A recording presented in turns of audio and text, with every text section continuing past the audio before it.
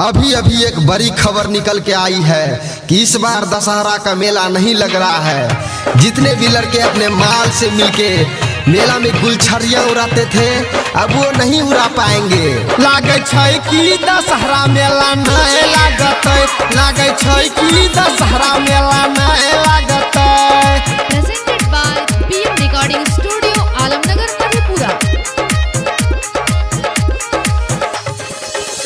अरे लॉकडाउन पर लॉकडाउन लगल के ई कोरोना के ना भागते।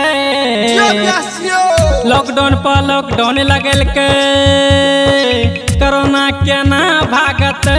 लागे छै कि दशहरा मेला नहीं लागतै, लागे छै कि दशहरा मेला नहीं लागतै। अरे नहीं लगते दुकान दौड़ी झुलवा छोड़ी केना झूलते। अरे नहीं लगते दुकान दौड़ी झुलवा केना झूलते। लागे छै कि दशहरा मेला नहीं लागतै, लागे छै कि दशहरा मेला नहीं लागतै। Mixed by Balabhadra Singh. सभे दूरी बना के आगू बढ़ते, एकाएकी मैया के पूजा करते। सभे दूरी बना के आगू बढ़ते, एकाएकी मैया के पूजा करते। भीड़ लगब में पुजारी सब डरते, केना मैया के लड्डू सुनो चढ़ते। भीड़ लगब में पुजारी सब डरते, केना मैया के लड्डू सुनो चढ़ते। अरे नहीं तो अब नाच ड्रामा छोड़ी छोड़ा केना मिलते।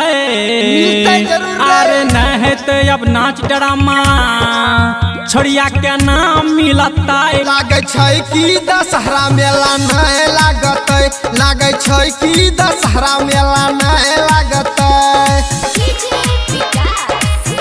Presented by PM Recording Studio, Alamnagar, Madhepura. अब अइले दशहरा के नामी, मेला बिना लागे छै बड़ी कमी। अब अइले दशहरा के नामी, मेला बिना लागे छै भैया कमी। राइटर राजू कहे छै केना जइबै, परवीन सुनील हो माल पटैबै। राइटर राजू कहे छै केना जइबै, परवीन सुनील हो माल पटैबै। नहीं तो जब छोड़ी मोगी त गर्मी केना झरते।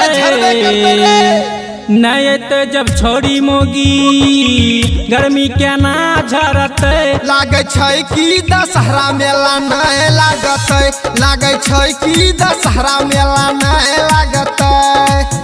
यारे लागतै रे भैया लागतै, तोहे टेंशन नहीं ले मेला लागतै। सही है कि रे।